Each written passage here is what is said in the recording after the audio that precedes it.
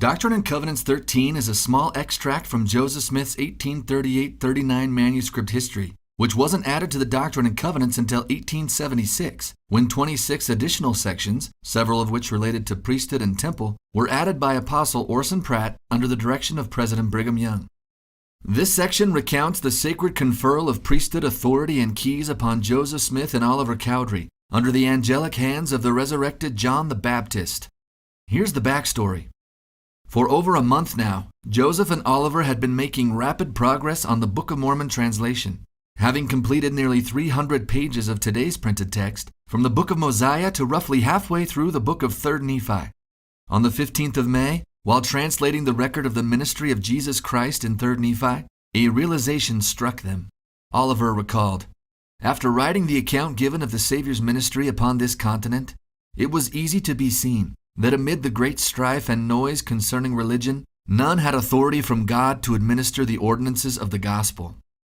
The passage that most likely led to this conclusion was 3rd Nephi 11:21-26, where Jesus explicitly gave to Nephi and 11 others the power and authority to baptize.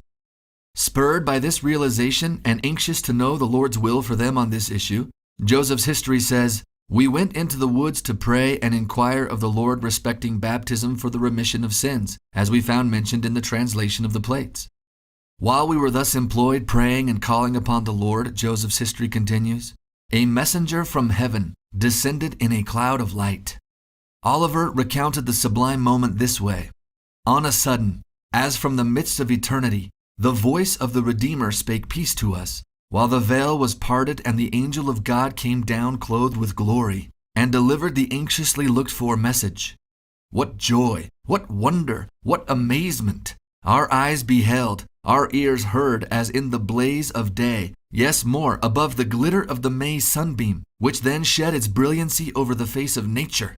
Then his voice, though mild, pierced to the center, and his words, 'I am thy fellow servant,' dispelled every fear. We listened, we gazed, we admired. 'Twas the voice of an angel from glory, 'twas a message from the Most High." Joseph's history states of this glorious messenger, who identified himself as the resurrected John the Baptist, that having laid his hands upon us, he ordained us. Now, whether this means the angel laid his hands on both Joseph and Oliver simultaneously, as depicted in this monument, or one at a time, as depicted in this artwork, is unclear. But what is clear is that the angel spoke as he ordained them.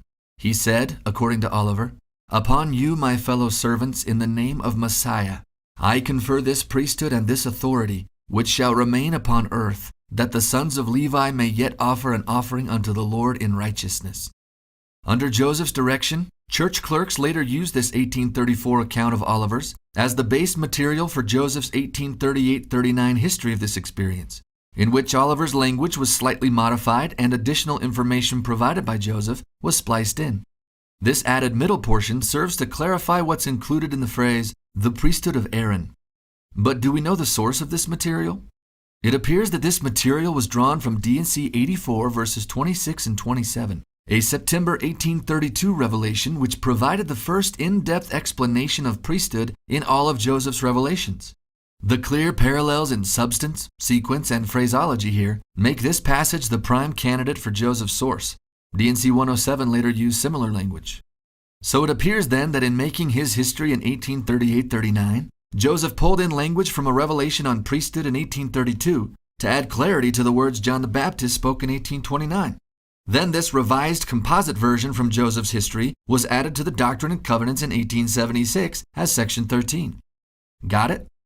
All right. So that's the backstory.